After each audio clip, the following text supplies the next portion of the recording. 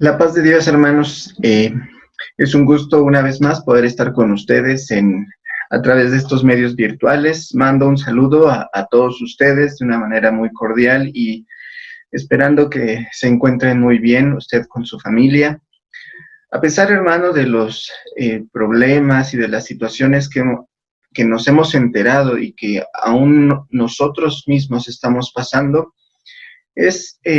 Dios es bueno con nosotros, porque nos guarda, nos cuida, a pesar de la violencia, de la delincuencia, de la enfermedad, de la pandemia, de la falta de economía, de un montón de cosas. Todos los días podemos ver la mano de Dios y podemos ver que Dios es bueno con nosotros. Y el día de hoy vamos a tomar una escuela dominical acerca de la imagen de Dios en el ser humano. Este tema, hermano, cuando me refiero y cabe resaltarlo antes de que inicie la escuela dominical, cuando me refiero al hombre, quiero referirme al hombre y a la mujer. Digo, ahorita con el tema de la inclusión y de la perspectiva de género y un montón de temas acerca de incluir a la mujer en todo, no estoy en desacuerdo. Sin embargo, para ahorrar palabras, a veces utilizamos solamente la palabra hombre, que con eso es suficiente para poder abarcar al género humano.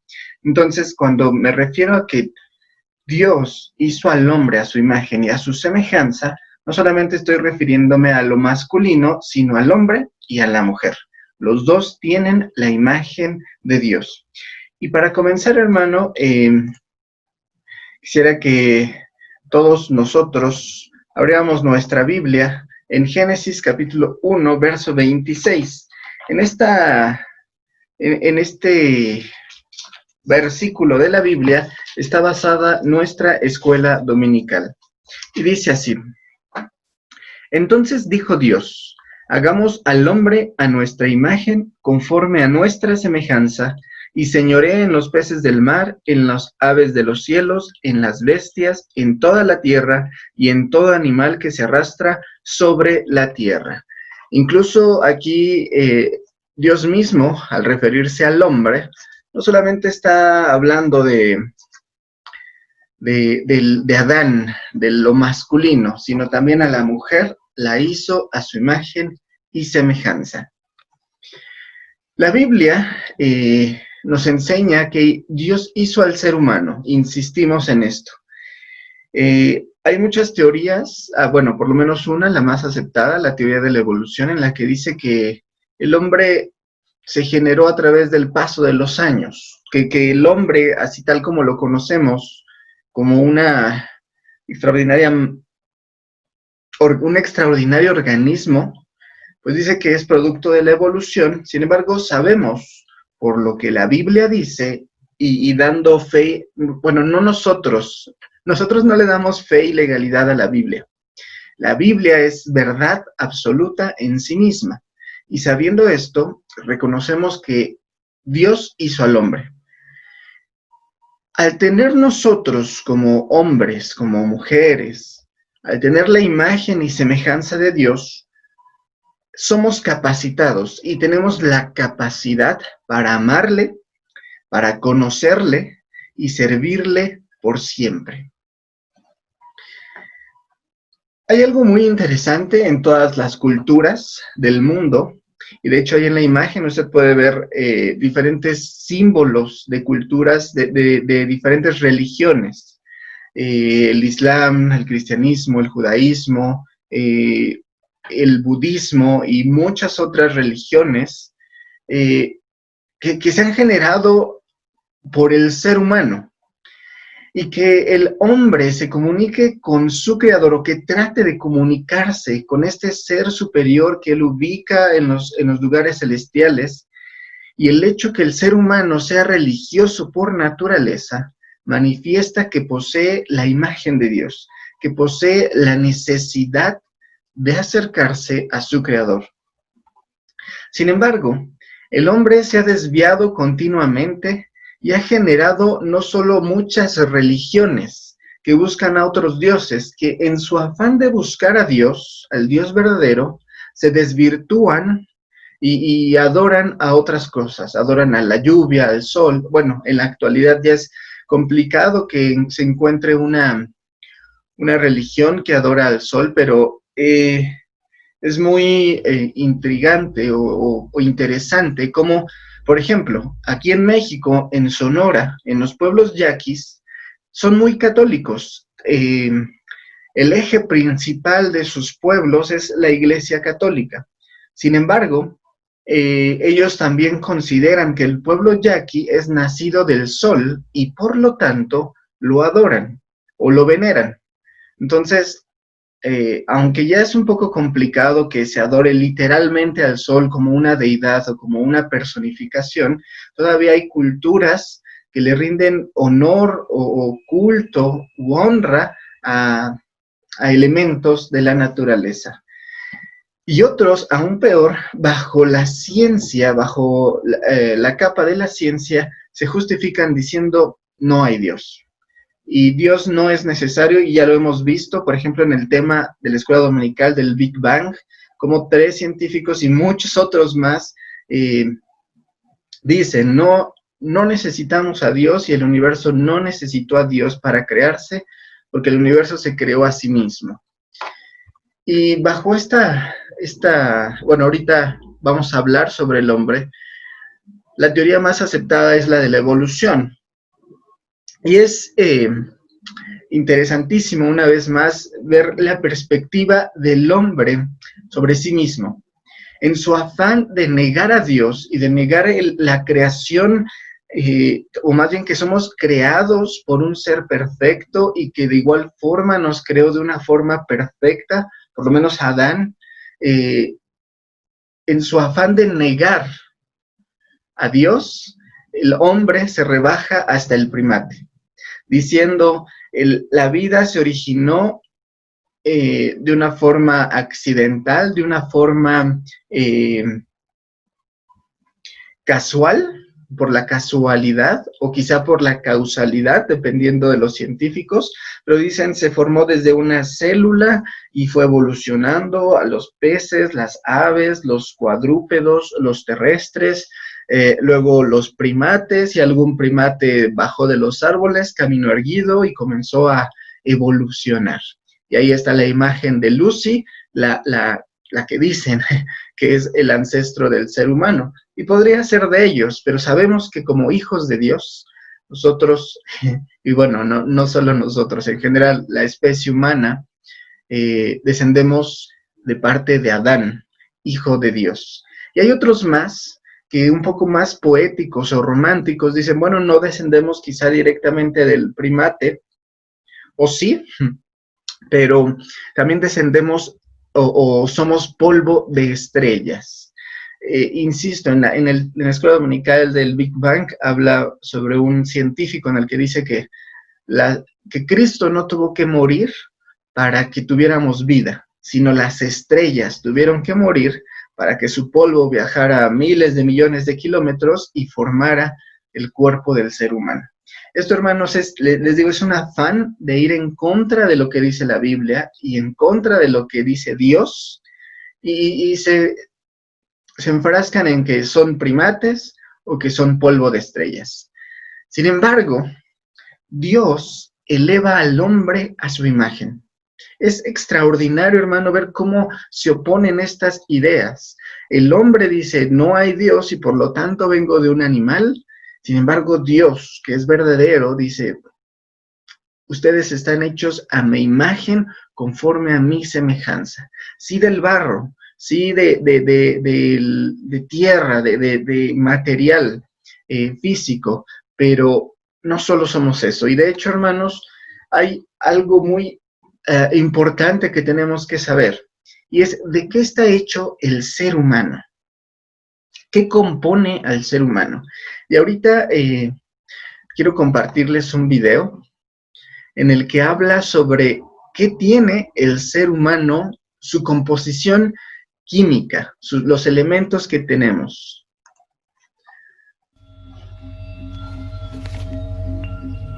Vamos a descomponerlo. Hidrógeno. ¿Qué nos da? ¿Por molécula? Ajá. Da 63%. 63. Ajá. Vaya. Pues es mucho. Lo siguiente será el oxígeno. Oxígeno, 26%. 26. Ya tenemos el agua. Carbono, 9%. Carbono. 9. El total es 98%. Cierto. Nitrógeno, 1,25%. 1,25. 99,25. El resto son elementos residuales, que es donde está la magia. Oh, espera. ¿Y el calcio? El ¿Cal? calcio no es residual. Tiene que cuidar de todo el esqueleto. ¿Eso crees, eh? Sí. ¿El calcio?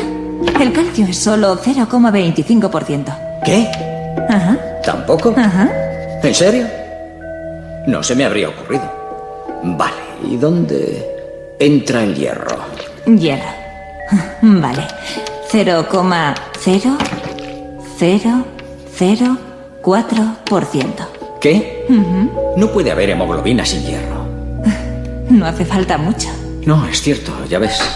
¿Sodio? Sodio, 0,04. Fósforo, 0,19. 0,19. Ahí está. O sea, que todo junto suma en total 99,888042%. Nos falta 0,111958. ¿Y ya? Debería estar todo. ¿Sí? Ajá. No sé, pues es que parece que falta algo, ¿verdad? En un ser humano tiene que haber algo más que esto.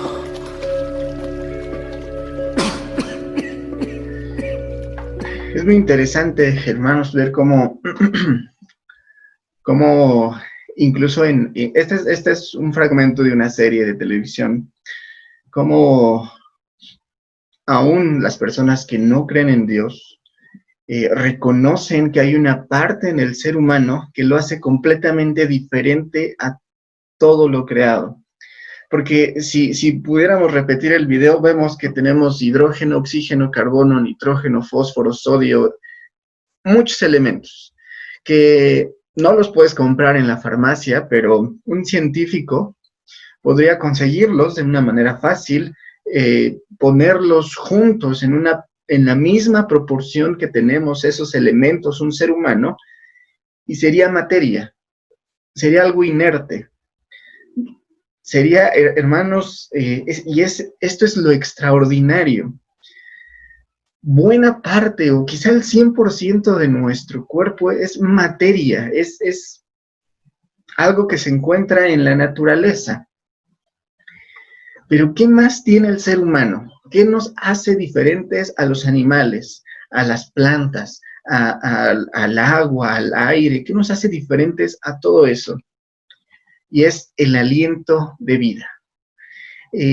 Cuando Dios formó al hombre, dice la Biblia en Génesis 2:7, le voy a dar lectura.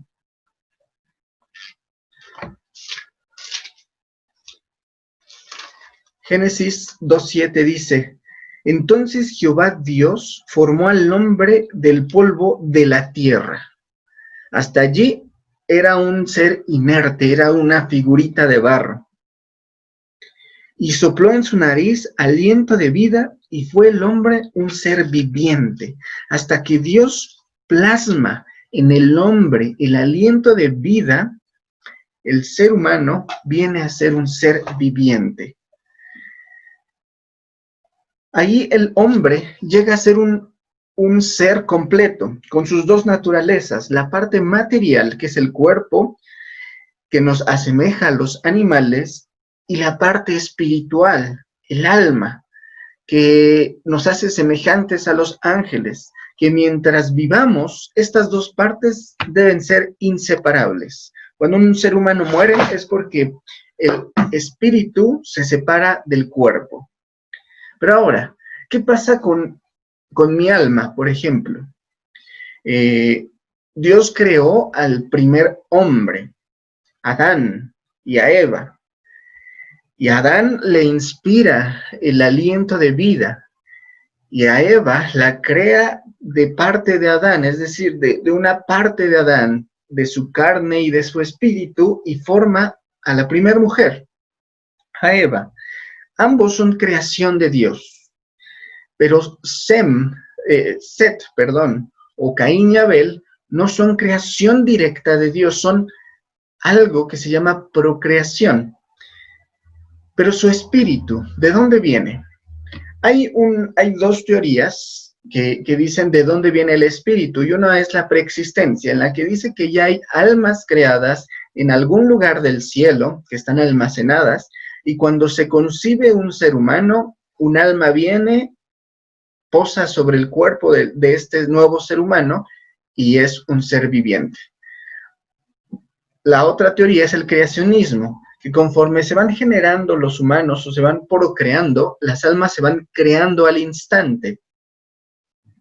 Sin embargo, estas dos teorías dejan un hueco en las verdades bíblicas, porque la Biblia dice que nacemos con concupiscencia, nacemos con tendencia a pecar heredada de nuestros padres. Y no hablo solamente de mis padres, hablo de toda la raza humana. Adán y Eva conciben después del huerto un hijo que es tendiente o que tiende al mal, que tiende a ser pecador. Y lo sabemos, Caín mata a Abel. ¿De dónde viene esta tendencia a pecar? Bueno, de sus propios padres.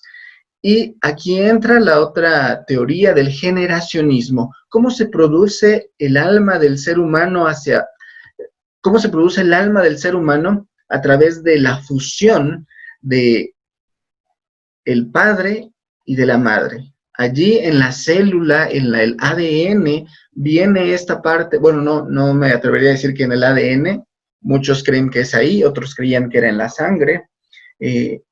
No sé sinceramente en dónde está el alma, pero en la célula, en el espermatozoide y en el óvulo, ahí viene una carga genética y espiritual que al fusionarse se genera, no se crea, se genera una nueva alma, con tendencias al igual que los padres. Por eso a veces sacamos el carácter de la mamá o del papá, y esto se explica muy bien con el generacionismo, en comparación de la preexistencia y del creacionismo, porque diríamos, si el alma es recién creada, o si el alma ya fue creada desde hace mucho, pues no tiene la tendencia a pecar que tenía Adán, o que tuvo Adán.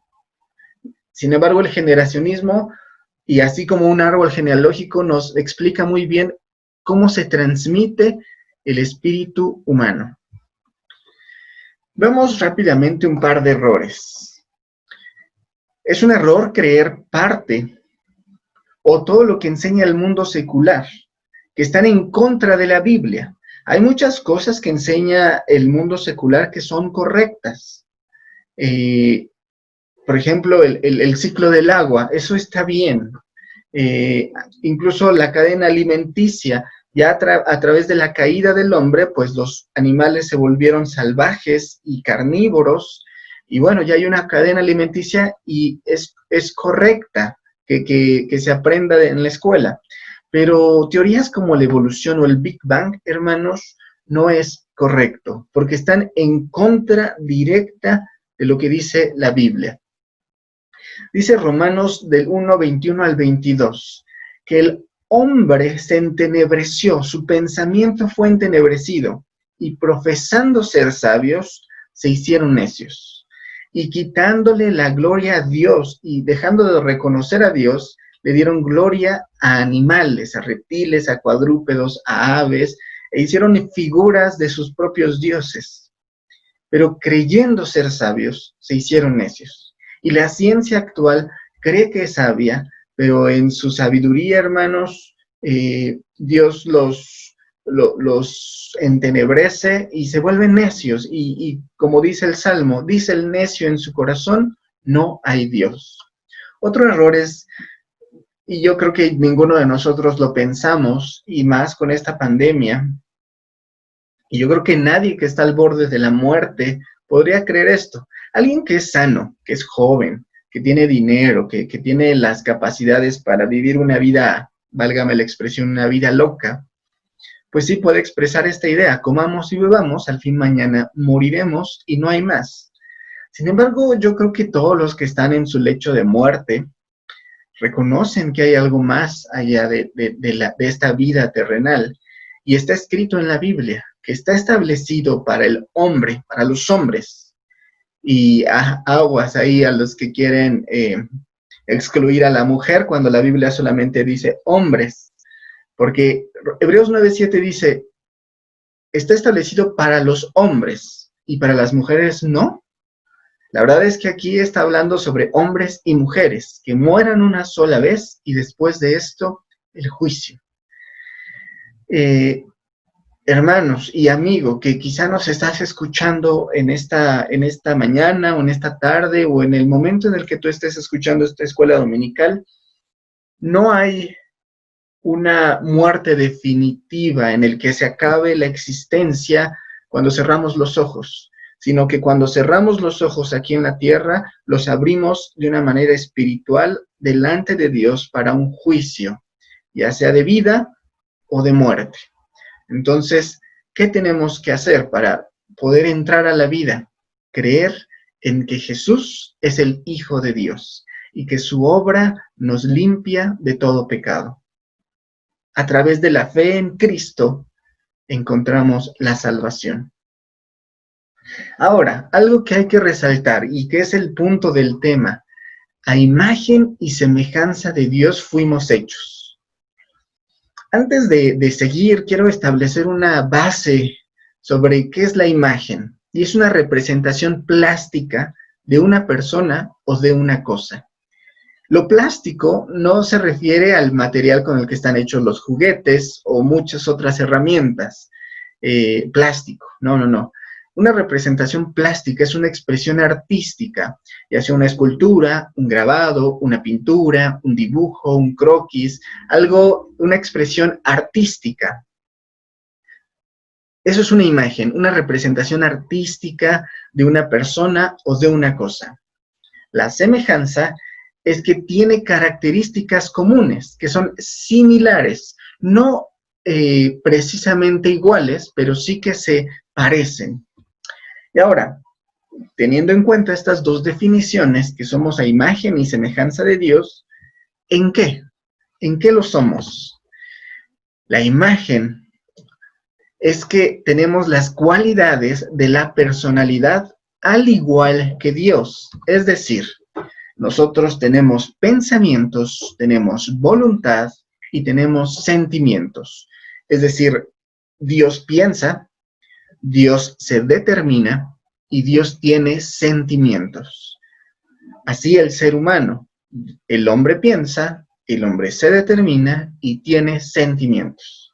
Pero ahora, ¿en dónde queda la semejanza? ¿En qué somos semejantes a Dios? Somos iguales a Dios respecto a que tenemos estas tres cualidades: pensamientos, voluntad y sentimientos.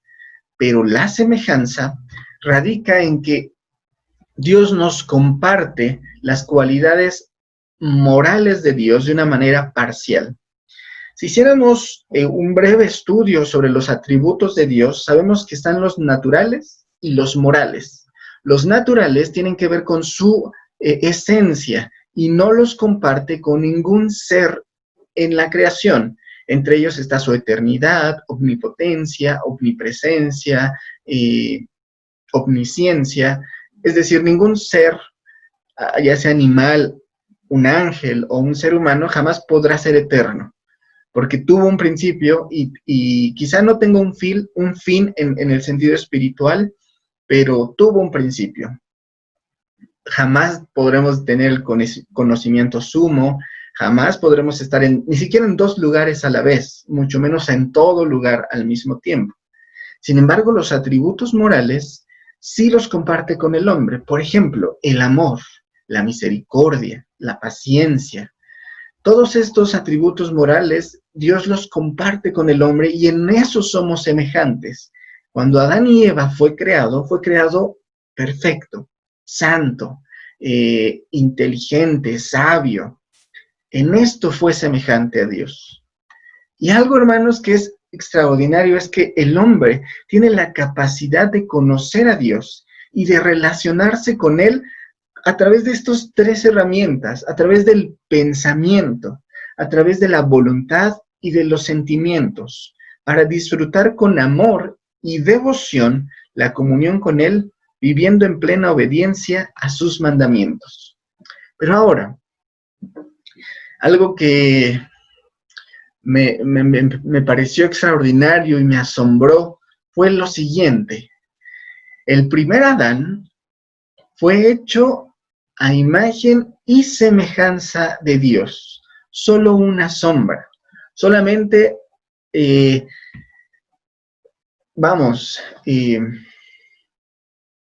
una imagen no burda, sino algo que se asemeja nada más. Pero el segundo Adán, que es Jesucristo, es la imagen fidedigna de Dios. Y esto, hermano, es maravilloso. Quizá, hermanos, cuando los animales en el huerto del Edén miraban a Adán, quizá podían ver una imagen de Dios, una representación plástica, una representación de la divinidad por sus tres cualidades y por su capacidad de amar.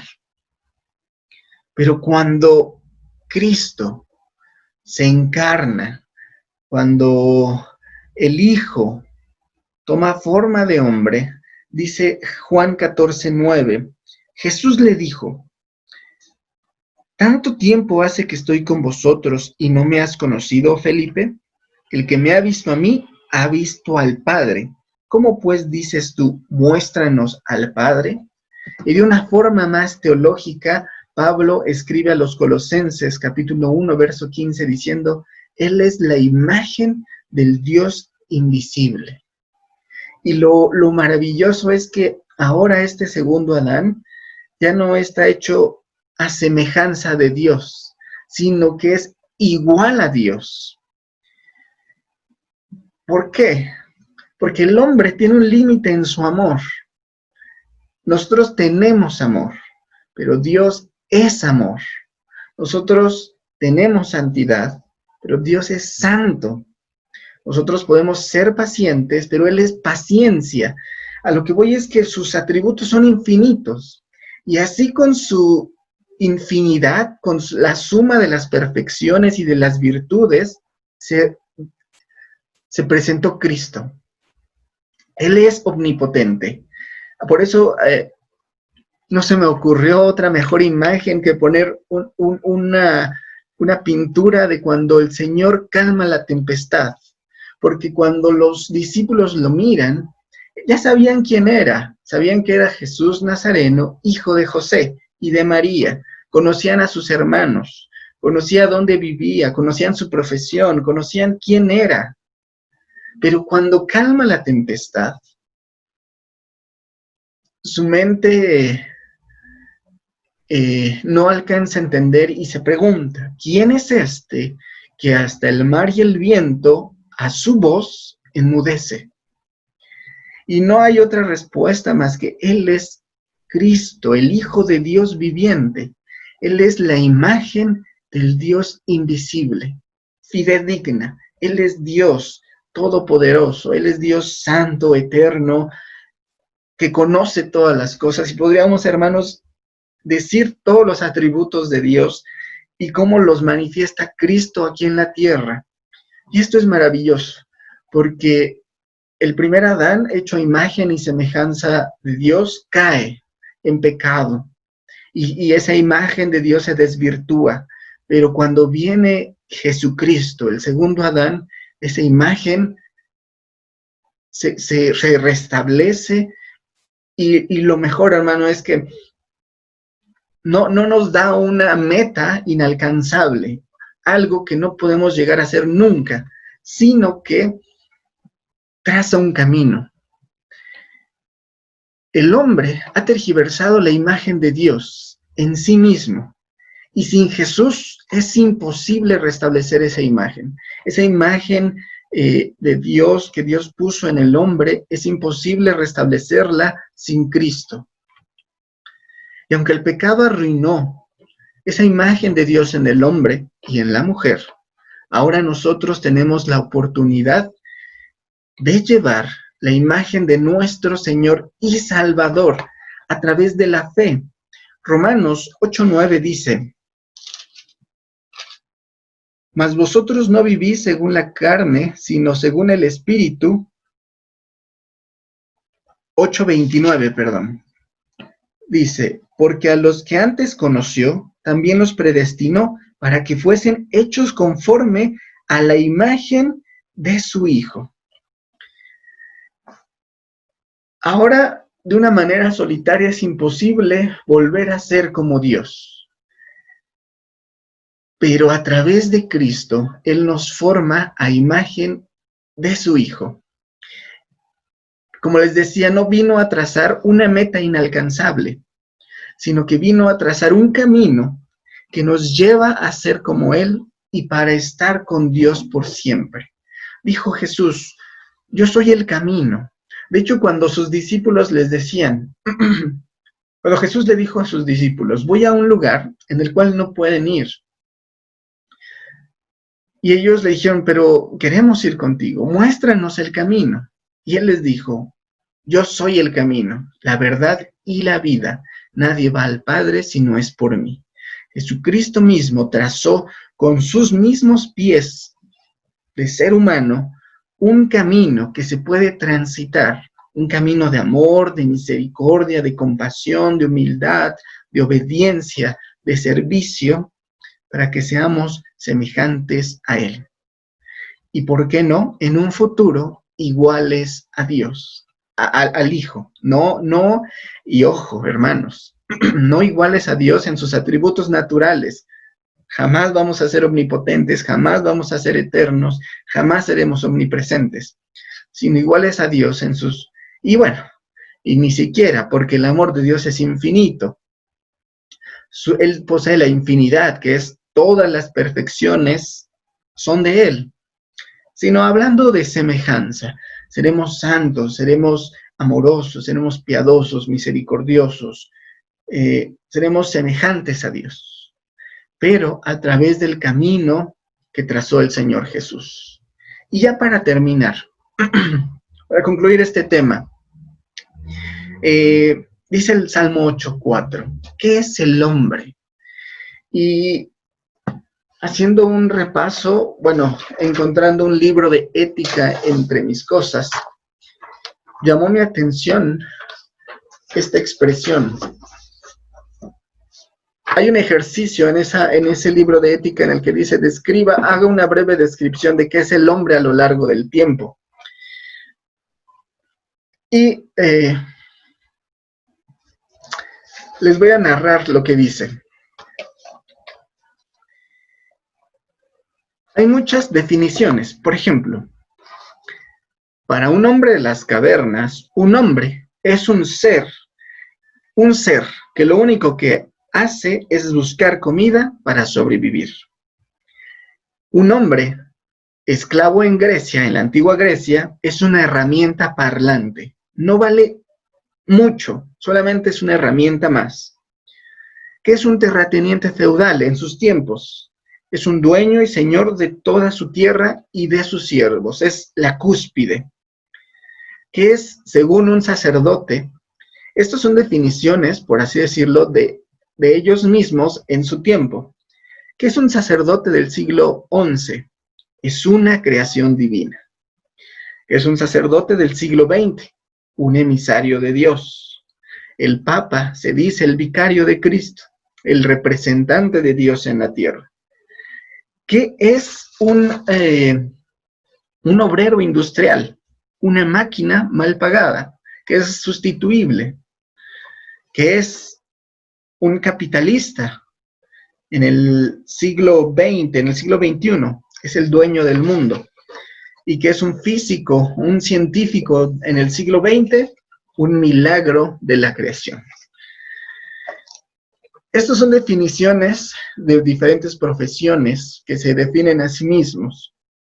y en todas las perspectivas no denotan la imagen de Dios, no denotan que somos todos iguales, porque todos somos hechos a imagen de Dios. Entonces, ¿qué es el hombre? Hay un texto que me encanta porque le da respuesta a todas las preguntas existenciales del hombre, del ser humano, que se ha hecho desde la antigua Grecia hasta estos tiempos. El hombre se ha hecho preguntas y hay un texto en la Biblia que engloba todas. ¿Qué es el hombre? Somos hechura suya, creados en Cristo Jesús a su imagen, conforme a su semejanza, para buenas obras, para que andemos en las obras que Dios preparó de antemano. No somos lo que dice la gente que somos. No somos un título. No somos lo que estudiamos. No somos lo que ganamos. No somos lo que hicimos. Porque la gente nos cataloga por nuestros triunfos y fracasos. Y principalmente por los fracasos. Nos dicen, ahí viene el fornicario, ahí viene el mentiroso, ahí viene el chismoso, ahí viene el que se mete donde no le importa, ahí viene el falso, ahí viene el hipócrita, ahí viene este o aquel. Nos catalogan más por nuestros fracasos. En el mejor de los casos nos catalogan por nuestros triunfos. Pero ojo, hermano, y esto, hermano, es para usted. No somos lo que dice la gente que somos. Somos lo que Dios dice que somos. ¿Qué somos? ¿Qué es el hombre? ¿Qué es usted particularmente? Usted es hechura suya, creada en Cristo Jesús para buenas obras, para que ande en los caminos que Dios preparó de antemano.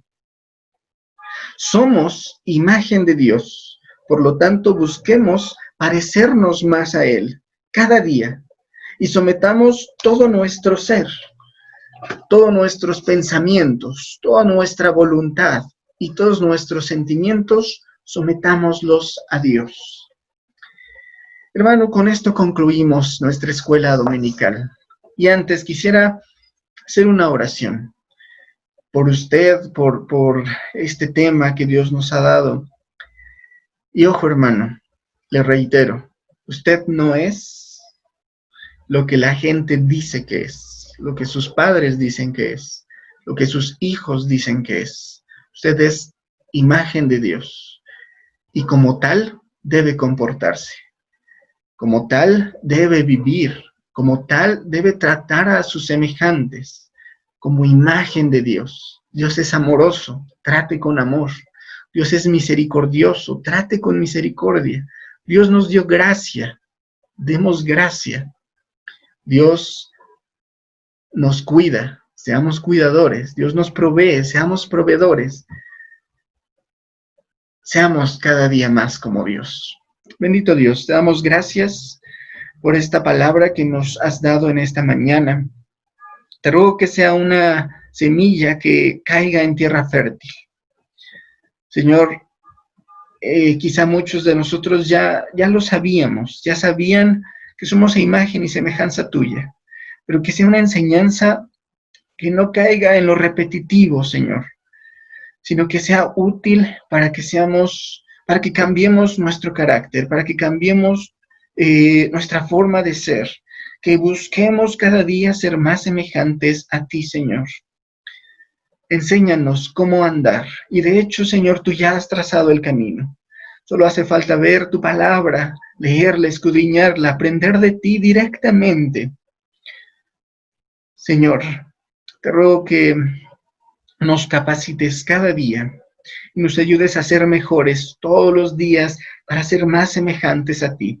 Queremos honrarte con todo lo que somos, con todo lo que tenemos y con todo lo que sabemos, con nuestros pensamientos, con nuestros sentimientos y nuestra voluntad. Que todo ello esté sometido a ti. Padre, permítenos ser más como tu Hijo, cada día más como tu Hijo, y como aquel canto infantil que dice, la belleza de Cristo que mora en mí. Que todos lo vean, que todos miren, Señor, que somos imagen de ti. En el nombre de Cristo Jesús oramos. Amén. Y bueno, hermano, no se olvide, usted es imagen y semejanza de Dios. Por lo tanto, actúe como tal. Trate a su esposa como imagen de Dios. Trate a sus hijos como imagen de Dios. Y bueno, con esto concluimos nuestro momento de escuela dominical. No sin antes mandarles otro saludo y recordarles que muy pronto nos volveremos a ver las caras y podremos congregarnos, sí de una forma limitada, pero esperemos en Dios que pronto pasen las restricciones y podamos reunirnos todos, niños, ancianos, enfermos, todos podamos estar juntos alabando a Dios. Bueno, concluimos y recitamos nuestro salmo del buen pastor, que dice: Jehová es mi pastor, nada me faltará. En lugares de dedicados pastos me hará descansar. Junto a aguas de reposo me pastoreará. Confortará mi alma. Me guiará por senda de justicia por amor de su nombre. Aunque ande en valle de sombra de muerte, no temeré mal alguna, porque tú estarás conmigo, tu vara y tu cayado me infundirán aliento. Aderezas mesa delante de mí, en presencia de mis angustiadores. Unges mi cabeza con aceite, mi copa está rebosando. Ciertamente el bien y la misericordia me seguirán todos los días de mi vida, y en la casa de Jehová moraré por largos días. Amén. Hermano, que Dios le bendiga y que tengan la paz de Dios.